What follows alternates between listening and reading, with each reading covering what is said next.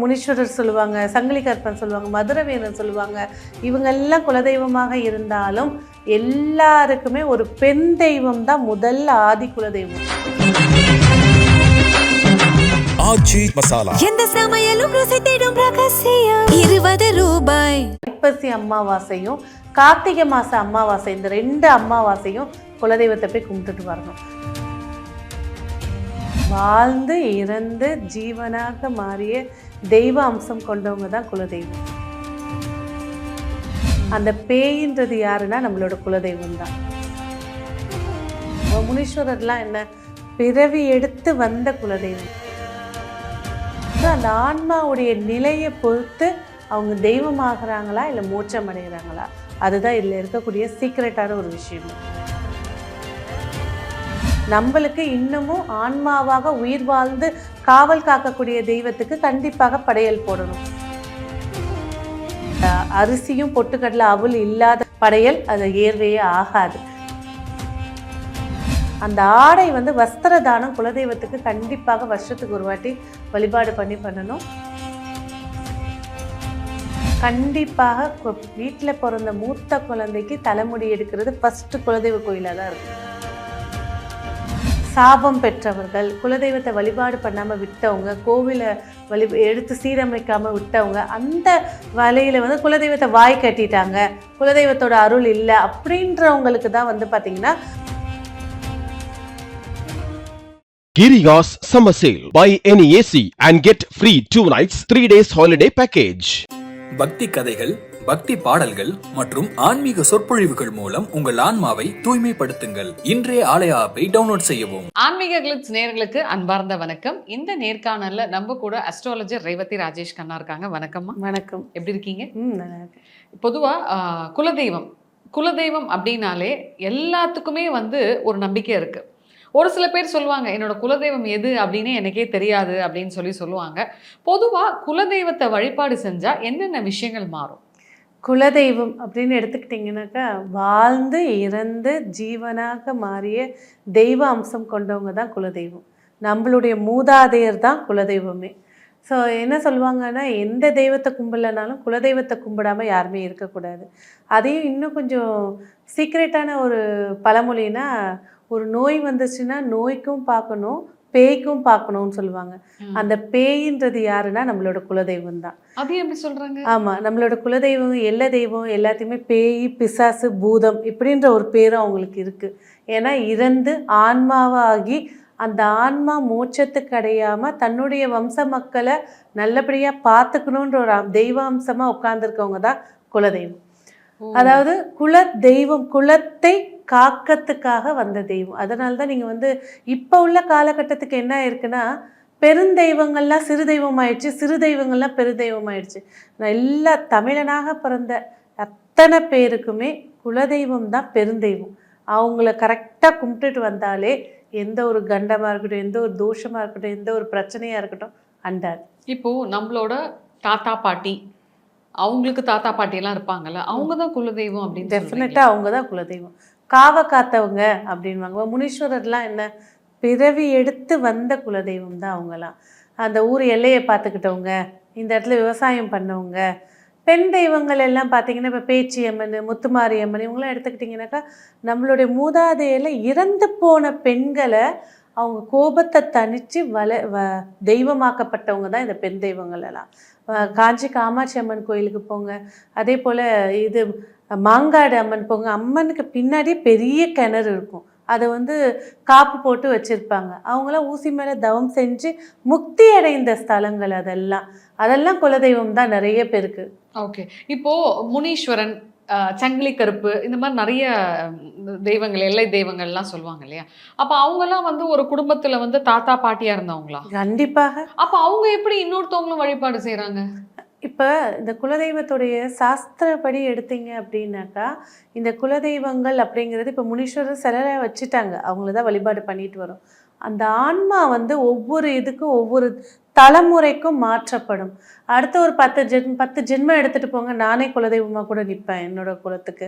அதாவது அந்த ஆன்மாவுடைய நிலையை பொறுத்து அவங்க தெய்வமாகறாங்களா இல்லை மோட்சம் அடைகிறாங்களா, அதுதான் இதில் இருக்கக்கூடிய சீக்ரெட்டான ஒரு விஷயமே. ஓ, இப்போ குலதெய்வ வழிபாடு இப்போ ஒருத்தவங்க செய்கிறாங்க, திடீர்னு ஏதோ சந்தர்ப்ப சூழ்நிலையால் அந்த தெய்வத்தை வழிபாடு செய்யாம விட்டுட்டா என்னென்ன விஷயங்கள் ஆகும்? அவர்களுக்கு வர வேண்டிய நன்மைகள் தடைப்பட்டு நிற்கும். அதாவது குலதெய்வ வழிபாடு அப்படின்னு சொல்லக்கூடாது. ப்ரெசண்ட்டு ஸ்கூலுக்கு நீங்கள் நல்லா போனீங்கன்னா நல்ல மார்க் கிடைக்கும். லீவ் போட்டுட்டிங்கன்னா ஆப்சண்ட்டு இந்த இது ஒரு சாதா ஒரு 10th எக்ஸாம் +2 எக்ஸாமுக்கே நீங்கள் ஆப்சண்ட் நிறைய ஆயிடுச்சுன்னா எக்ஸாம் எழுத விட மாட்டாங்க. அதே போல் தான் குலதெய்வமும். வருடத்துக்கு ஒரு முறை அந்த குலதெய்வத்துக்கு எப்போ திருவிழா பண்ணுறாங்க, எப்போ வந்து வழிபாடு செய்கிறாங்களோ கண்டிப்பாக இவங்க போய் அட்டண்டன்ஸ் போடணும். எங்கள் குலதெய்வத்துக்கு இது இல்லைங்க அப்படின்னாக்கா சித்திரை மாதம் 12 மாதங்களில் வருடப்பிறப்பான முதல் மாதம் சித்திரை மாதம் வளர்பிறை ஞாயிற்றுக்கிழமை எல்லாருமே குலதெய்வத்துக்கு போய் அட்டண்டன்ஸ் போட்டாகணும். இது ரூல்ஸு, கட்டாயமாக போடப்பட்ட விதி.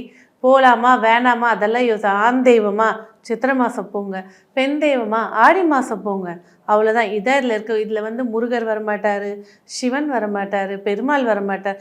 இதெல்லாம் எங்கள் குலதெய்வம் சொல்கிறாங்கன்னா நடுவில் ஏதோ ஒரு மாற்றி வணங்க ஆரம்பிச்சிருக்காங்கன்னு அர்த்தம்.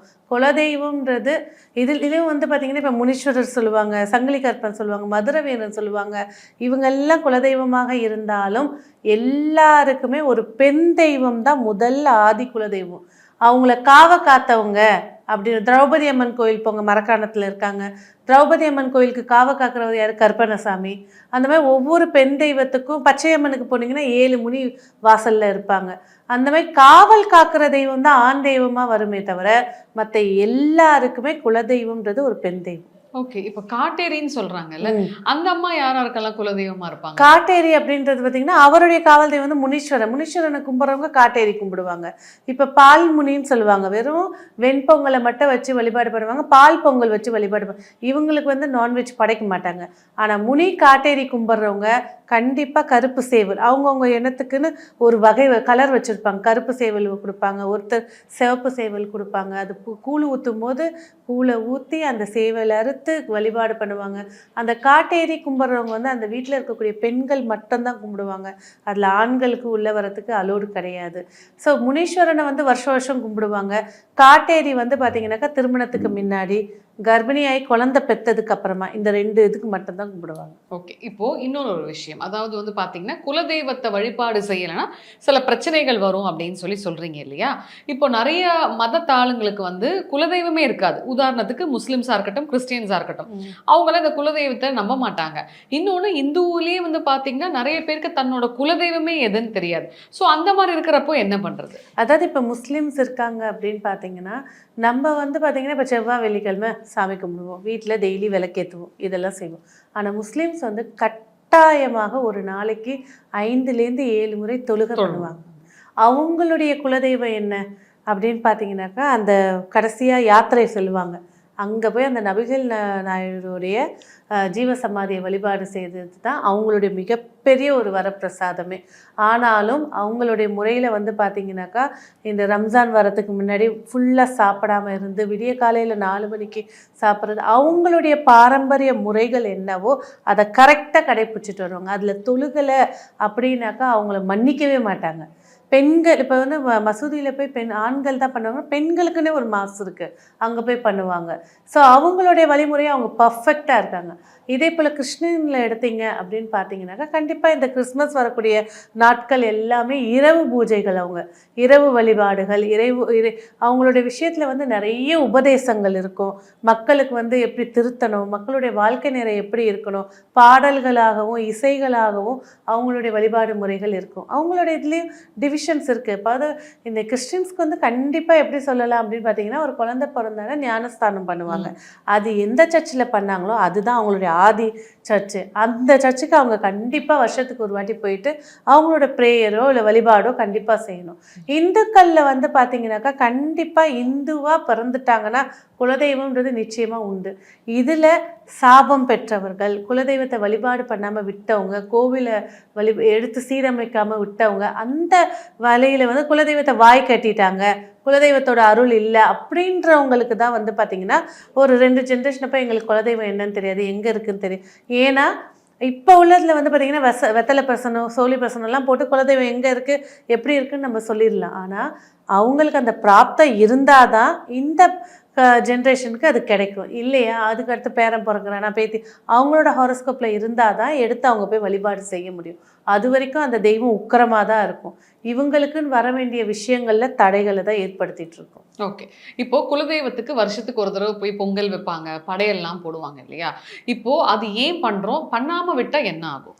படையல், அதாவது படையல்ன்றது குலதெய்வத்துக்கு கண்டிப்பாக உண்டு. ஏன் பண்ணுறோம்? மாதம் மாதம் அமாவாசை அன்னைக்கு பித்ருக்களுக்கு படையல் போடுறோம். தை அமாவாசை, ஆடி அமாவாசை, புரட்டாசி அமாவாசை எதுக்கு பித்ரு தர்ப்பணம் பண்ணுறோம்? அதெல்லாம் ப்ரெசண்ட்டாக இருக்கிறது போல் நம்மளுக்கு இன்னமும் ஆன்மாவாக உயிர் வாழ்ந்து காவல் காக்கக்கூடிய தெய்வத்துக்கு கண்டிப்பாக படையல் போடணும். அதில் முதல் விஷயம் வந்து அரிசி பொட்டுக்கடலை, இதுதான் மெயின். நீங்கள் நான்வெஜ்ஜை படைங்க, பலி கொடுங்க, எது வேணால் செய்யுங்க. அந்த அரிசியும் பொட்டுக்கடலை அவல் இல்லாத படையல் அது ஏர்வையே ஆகாது. நிறைய குலதெய்வ இடத்துல வந்து பார்த்திங்கன்னா சில வித்தியாசமான பூஜைகள்லாம் இருக்கும். அதெல்லாம் வந்து அந்த தெய்வத்துடைய அம்சத்தை நிறைஞ்சது. இந்த தெய்வம் இந்த இடத்துல காட்டுக்கு போச்சு, இப்படி வாழ்ந்துச்சு, இப்படி கஷ்டப்பட்டுச்சு, இங்கே வந்து இறந்துட்டாங்க, இங்கே வந்து தீக்குளிச்சிட்டாங்க. இப்போ சேலையம்மன் கதையை பார்த்தீங்கன்னாக்கா, அந்த சேலையம்மன் வந்து அந்த ஒரு கதையில் அவங்களுடைய குடும்பத்தில் ஏற்பட்ட ஒரு பிரச்சனைனால குடிசைக்குள்ளே போய் தீ வச்சுக்கிட்டாங்க. அதனால் அந்த பெண்ணை எடுத்து குலதெய்வமாக எடுத்து கும்பிடலைன்னா அந்த கன்னிப்பெண்ணோட சாபம் அந்த வம்சத்தை அழிச்சிடும். அதனால் அவங்க தெய்வமாக்கி வழிபாடு பண்ணாங்க. அதே போல் தான் குலதெய்வத்துக்கு வந்து படையல் போடுறது அப்படின்றது வந்து எப்படி நம்ம பித்ரு தர்ப்பணம் நம்ம மூதாதையருக்கு கொடுக்குறோமோ நம்ம காக்கிற தெய்வத்துக்கு கண்டிப்பாக கொடுக்கும். அதுலேயும் உயிர் பலி கொடுக்கறது அப்படிங்கிறது என்னென்னா, இந்த வருஷத்துக்கு என் குடும்பத்தில் யாருக்கும் எந்த ஆரோக்கிய பிரச்சனையோ, கடன் பிரச்சனையோ, எதிரிகளால் துரோகங்களோ, பஞ்சாயத்துகளோ, உயிர் பலியோ, கண்டங்களோ இருக்கக்கூடாது, உனக்கான காணிக்கையை நான் செலுத்திட்டேன் அப்படின்னு சொல்லி செய்கிறது தான் அந்த உயிர் பலி கொடுக்கறது. என்னென்ன விஷயங்கள் வந்து குலதெய்வத்துக்கு நம்ம வழிபாடு செய்யும் போது வச்சா இஷ்டமாவாங்க? அது இப்போ முனீஸ்வரருக்குன்னா சாராயம் வைப்பாங்க. பாண்டி முனி அப்படின்னு எடுத்துக்கிட்டிங்கனாக்கா சாராயம் வைப்பாங்க. சேலையம்மை எடுத்துக்கிட்டிங்கனாக்கா அவங்களுக்கு ஒரு ரவிக்க துணிக்குள்ளே ஒரு ரூபாய் வச்சு வைப்பாங்க. சிலர் பெட்டிக்குள்ளே வந்து புடவை வச்சு வழிபாடு பண்ணுவாங்க. ஒவ்வொரு குலதெய்வத்துக்கும் ஒவ்வொரு வகையான வழிபாடுகள் இருக்கும். இப்போ பச்சையம்மான்னு பார்த்தீங்கன்னா 7 ஆண் தெய்வங்கள் இருப்பாங்க. அதில் ஒரு சிலர் வந்து சங்கிலி கருப்பை மட்டும் கும்பிடுவாங்க, சங்கிலி முனின்னு இருப்பாங்க, ரெட்டை முனின்னு இருப்பாங்க. ஸோ அவங்களுடைய வம்சாவளி என்ன, அவங்களோட வழிபாடுகள் என்ன, அதுதான். ஸோ நிறைய பேருக்கு இப்போ குலதெய்வ வழிபாடு தெரியல, எப்படி கும்பிடணும்னு தெரியல. ஒன்றுமே இல்லை, போய் அரிசி பொறி அவல் கடலை வைங்க, ஒரு தீபத்தை ஏற்றுங்க. ஒன்று நான் எப்படி கும்பிடணும் நீயே சொல்லிக் கொடு. கண்டிப்பாக அந்த இடத்துல நிமித்தமாக இவர் முனீஸ்வரர் இருப்பா, இவருக்கு ஒரு கோழி கொடுக்கணும்ப்பா, ஆடு கொடுக்கணும்ப்பா அப்படின்னு கண்டிப்பாக அவரே வந்து சொல்லுவாங்க. அதுதான் அந்த முறை. அதுதான் தெரியாதவங்க இந்த அரிசி அவல் வைக்கலாம். என்னென்ன விஷயங்கள் பண்ண மறந்துட்டா குலதெய்வம் வந்து கோபமாகும்? கண்டிப்பாக வீட்டில் பிறந்த மூத்த குழந்தைக்கு தலைமுடி எடுக்கிறது ஃபஸ்ட்டு குலதெய்வ கோயிலாக தான் இருக்கணும். இல்லைங்க எனக்கு குழந்தை பிறந்துட்டா இந்த தெய்வத்துக்கு கொடுக்குறேன் வேண்டிக்கிட்டேன், அதெல்லாம் எங்கேயுமே ஏர்வையாகாது. அதெல்லாம் தோஷம்தான். அந்த குழந்தை வளர வளர கஷ்டப்படும். அதனால்தான் அந்த வம்சத்தில் பிறந்த குழந்தை எத்தனை குழந்தை பிறந்தாலும் சரி, ஆனால் மூத்த குழந்தைக்கு குலதெய்வ கோயிலில் தான் முடி எடுக்கணும். எல்லா குழந்தைக்கும் அங்கே தான் ஃபஸ்ட்டு எடுக்கணும். 2வது மொட்டை 3 மொட்டை அடிப்பாங்க. ஒத்தப்படை வயசில் தான் அடிப்பாங்க. அது ஃபஸ்ட்டு விஷயம். செகண்டு, வருடத்துக்கு ஒரு முறை அவருக்கு உணவு படைக்கிறது. அவரை போய் பார்த்துட்டு வரணும், அவரை போய் வழிபாடு பண்ணிட்டு வரணும். அது 2வது. பாதுகாப்புக்கு அதுதான் முக்கியமானது. 3வது, இந்த ஆடி வெள்ளிக்கிழமை, அதே போல் அமாவாசைகளில் கண்டிப்பாக ஐப்பசி அமாவாசையும் கார்த்திகை மாத அமாவாசை, இந்த 2 அமாவாசையும் குலதெய்வத்தை போய் கும்பிட்டுட்டு வரணும். இது ஜாதகத்துலேயும் சரி, வீட்லேயும் ஏதாவது தோஷங்கள் ஏற்பட்டுருந்துச்சுன்னா அதை கழிச்சு கட்டும். அதனால்தான் அது பண்ணணும். 3வது. 4வது, மாசி மாதம் வரக்கூடிய மகா சிவராத்திரி அன்னைக்கு எல்லாருமே அன்னைக்கு நைட்டு பூஜை, உச்சி பூஜை 12 மணிக்கு, அந்த பூஜைக்கு குலதெய்வ கோவிலில் நின்னாகணும். இதெல்லாம் இப்போ நிறைய பேருக்கு இல்லை. நிறைய பேர் கோவிலை வந்து 10 மணிக்கே மூடிடுறாங்க. எங்கள் குலசாமி கோவில்லாம் வந்து நைட்டு 1 மணி வரைக்கும் மணி அடித்து ஆடி படையலை போட்டு வழிபாடு பண்ணி சாப்பாடு சாப்பிட்டுட்டு வருவாங்க. ஸோ குலதெய்வம் வந்து கண்டிப்பாக மகா சிவராத்திரிக்கு எப்படி சிவனுக்கு 5 வேளை பூஜைகள் நடத்துகிறாங்களோ அதே போல் குலதெய்வத்துக்கு நைட்டு உச்சி வேளை படையல்னு ஒன்று போடணும். அதை கண்டிப்பாக அந்த குலத்தை சேர்ந்தவங்க போய் ஏதாவது சமையலை கொடுத்தாலும் சரி, இல்லை அதுக்கு உண்டான காணிக்கையை கொடுத்தாலும் சரி, என்கிட்ட காணிக்கலாம் இல்லை, போய் கையெடுத்து கும்பிட்டு நிற்கணும். அந்த குலதெய்வம் வந்து உச்சி குளிர்ந்து நிற்கக்கூடிய காட்சி தான் மகா சிவராத்திரி. அதனால தான் மகா சிவராத்திரிக்கு எல்லா சிவனாலயங்களும் 12 மணி விடிய திறந்துருக்கும். இதில் குலதெய்வ கோவில்களும் கண்டிப்பாக இருக்கும். ஓகே. இப்போ குலதெய்வத்துக்கு வந்து நம்ம வழிபாடு செய்யும் போது சில விஷயங்கள்லாம் சொல்றாங்கல்ல, இப்போ குலதெய்வ வாயை கட்ட முடியும் அப்படின்னு சொல்லிட்டு இருக்காங்க. இப்போ குலதெய்வம் வாயை கட்டாம இருக்கணும்னா அதுக்கு ஏதாவது பிரார்த்தனைகள் இருக்கா? கண்டிப்பா வருடம் தவறாமல் குலதெய்வத்தை கும்பிடணும். முன்னெல்லாம் வந்து பார்த்திங்கன்னா எல்லார் வீட்லேயும் வந்து பார்த்திங்கனாக்கா ஒரு முக்கோணமாக ஒரு விளக்கு இருக்கும். அதுதான் இருக்கும். இப்போ தான் காமாட்சி அம்மா விளக்கெல்லாம் வந்திருக்கு. அது விளக்கில் ஒரு அகலில் தீபம் எரிஞ்சிக்கிட்டே நடுக்கல்லுன்னு வைப்பாங்க வீட்டில். அதில் ஒரு விளக்கு எரிஞ்சிக்கிட்டே இருக்கும். அதுதான் குலசாமி விளக்கு. அந்த குலதெய்வத்தை கண்டிப்பாக வீட்டில் எப்போவுமே காலையில் எழுந்த உடனே குலதெய்வத்துக்கு ஒரு தீபம். அந்த தீபம் வந்து கண்டிப்பாக நீங்கள் காலையில் 6 மணிக்கு எழுந்துங்க, 10 மணிக்கு எழுந்துறீங்க, இல்லை சாயங்காலம் 5 மணிக்கு தான் நான் ஃப்ரீயாக இருக்கேன்னா பரவாயில்ல. அந்த நேரத்துக்கு ஒரு தீபத்தை ஏற்றி அந்த 1 மணி நேரம் அந்த தீபம் எரியணும். எரிஞ்சு மனசார பிரார்த்தனை பண்ணும்போது குலதெய்வத்தை யாராலையுமே டச் பண்ண முடியாது. வருஷத்துக்கு ஒரு வாட்டி அவங்களுக்கு படையல் போடுறது, அவங்களுக்கு வஸ்திரங்கள் வாங்கி கொடுக்கறது. வஸ்திரம்னா என்னென்னா மானத்தை மறைக்கக்கூடியது தான் வஸ்திரம். நம்மளோட சரிபாதி, நம்ம உடம்புல இருக்கக்கூடிய சரிபாதி வந்து ஆடை தான். ஆடை இல்லாமல் யாருமே இருக்க முடியாது. மனநல பாதிக்கப்பட்டவங்க கூட ஆடை இல்லாமல் இருக்க முடியாது. அந்த ஆடை வந்து வஸ்திர தானம் குலதெய்வத்துக்கு கண்டிப்பாக வருஷத்துக்கு ஒரு வாட்டி வழிபாடு பண்ணணும். அதே போல் அந்த குலதெய்வத்துக்கு நிறைய இடங்களில் வந்து குலதெய்வத்தை வழிபடாமல் விட்டதுனால தான் வாய் கட்டியிருப்பாங்க. அவங்களுக்கு நிறைய பேர் சொல்லணும், நான் போய் குலதெய்வம் கும்பிட்டுட்டு வந்துட்டேனே. சரி, என்ன கும்பிட்டுட்டு வந்தேன்? போனேன், அர்ச்சனை பண்ணிட்டு வந்தேன். உன் குலசாமி எப்படி கும்பிடணும்? சட்டை இல்லாமல் வேஷ்டி கட்டிட்டு போய் நின்று தீபம் ஏற்றி அவருக்கு முக்கியமான சுருட்டு வாங்கி கொடுக்கணுமா? இல்லைன்னா அரிசி பொருள் வாங்கி தரணுமா? இல்லை அவர் கோழி வாங்கி நேர்ந்து, உங்களுக்கு பலி கொடுக்க இஷ்டம் இல்லைன்னா ஒரு கோழியை வாங்கி நேர்ந்து விட்டுட்டு வாங்க. அதெல்லாம் கரெக்டாக பண்ணணும். அந்த காணிக்கைகளில் ஒன்று கட்டானாதான் அது கோபமாக இருக்கும். கோபமாக இருக்கும்போது தான் பிரித்து விட்டுருவாங்க. இப்போ குலதெய்வமே தெரியல அப்படின்னா என்ன பண்ணுறது, எப்படி கண்டுபிடிக்கிறது? தாராளமாக நிறைய பேருக்கு நம்ம குலதெய்வம் பார்த்து சொல்லியிருக்கோம். வெத்தலை பிரசனம், சோழி பிரசனம், இல்லை குடும்பத்தோட தலைவனோட ஜாதகம் இருக்குது அப்படின்னா அவங்க ஜாதகத்தை பார்த்து குலதெய்வம் எந்த ஊரில் எப்படி எந்த திசை நோக்கி எப்படி இருக்குன்றதை நம்ம சொல்லணும். இப்போ சில பேருக்கு பெரிய பாளையத்தம்மன்லாம் வந்துட்டு குலதெய்வம் அப்படின்றாங்களா? அப்படிலாம் இருக்குமா? பெரிய பாளையத்தம்மன் வந்து பார்த்திங்கன்னா எல்லாருக்குமே சமமான அம்பாள் அது. ஏன்னா ஒரு வீட்டில் ஒரு குழந்தை பிறந்துச்சு அப்படின்னாக்கா ஒரு சில 3 மொட்டை கணக்கு வச்சுப்பாங்க. அதில் ஒரு மொட்டை பெரிய பாளையத்தம்மனுக்கு தான். அது அவள் வந்து பெரியாச்சின்னு அவருக்கு பேர்.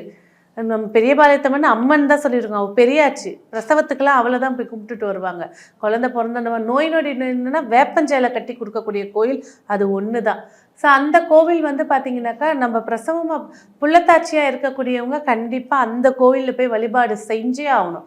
அந்த வயிற்றில் இருக்கக்கூடிய குழந்தை 275 நாளில் ஒரு நாளாவது அந்த மண்ணை போய் மிதித்து வழிபாடு பண்ணணும்.